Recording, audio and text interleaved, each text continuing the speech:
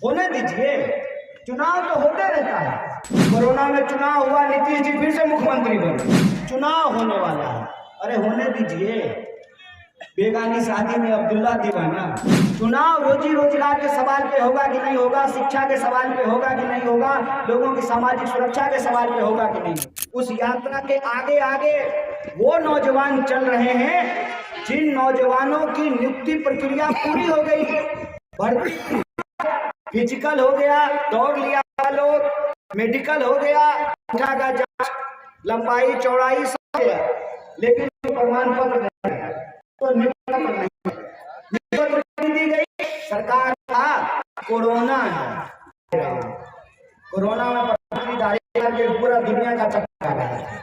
Corona में बिहार में बड़ी रैलियां हो रही, कोरोना में चुनाव हुआ, नीतीश जी फिर से मुख्यमंत्री बने। कोरोना में सब कुछ हुआ, लेकिन विद्यार्थियों को ज्वाइनिंग लेटर नहीं दिया गया।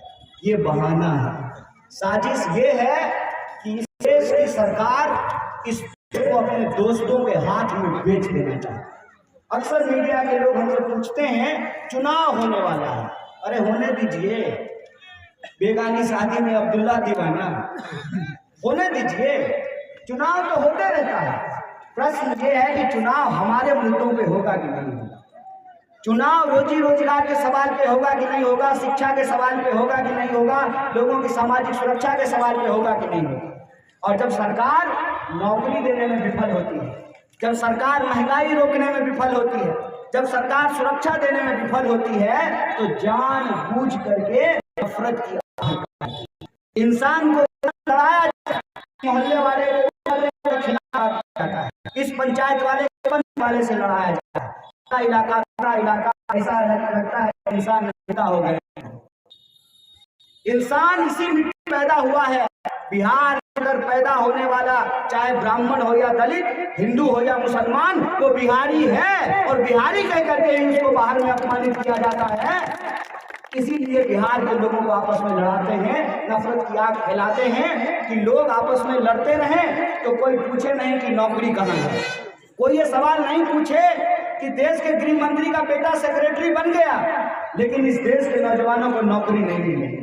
प्रधानमंत्री घूम घूम करके भाषण देते थे और कहते थे कि हर साल 2 करोड़ नौकरी पैदा करेंगे। कहाँ है 2 करोड़ रोजगार? कहाँ है किसानों को उनकी आमदनी दुगुनी करने वाली योजना?